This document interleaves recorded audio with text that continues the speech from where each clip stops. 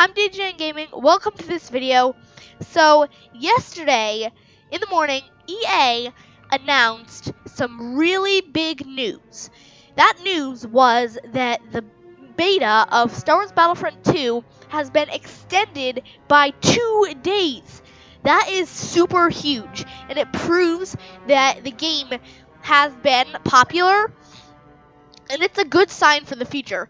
I definitely think that it will influence the purchasing of the game, and they will find their sales increased. Now, the game is really cool, and the graphics are much better than Battlefront 1. The gameplay is also really good, and I'm super excited, as other people probably are too, for the story mode, the campaign mode. Now, the controls are also different than the first game, the first Battlefront in 2013, where holding B is actually crouch, and B is a interesting forward roll.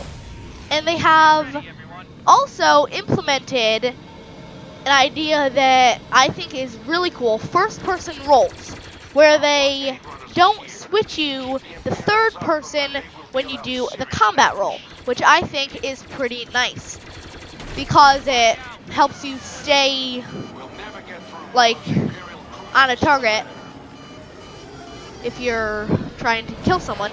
Then also, I think something that has boosted the popularity of this game is that it actually has prequel eras, game modes in the prequel eras.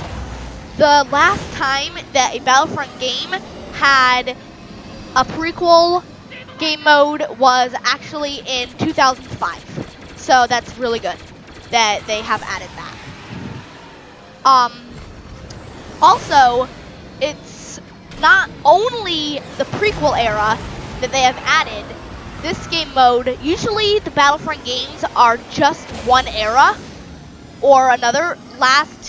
In 2013's Battlefront was only Empire and Rebels, the original trilogy, but the year before it, well, the Battlefront game before it in 2005 was only a prequel era.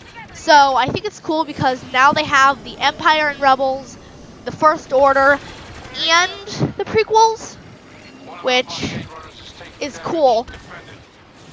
And I think that's going to definitely boost the popularity and sales. Another thing that I enjoy about this game is it is much more realistic. How they did the heads-up display is almost as if you are actually the clone trooper in the helmet. How they did the health bar and stuff with not as much color and more just black and white. So I like how they did that. And also, if you watch the video when you first boot up the game, it will show you how many more maps, heroes, and vehicles there are. And that is definitely something that impressed me when I first booted the game up for the first time, which actually is on YouTube.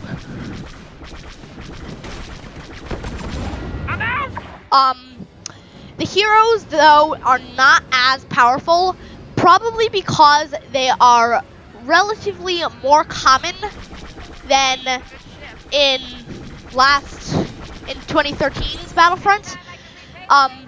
They did a different system for the heroes, in which you have to earn battle points, which is kind of like in the Battlefront 1, where you earn coins for how many battle points you get, but in this you earn vehicles, trooper upgrades, and heroes once you reach a number of battle points.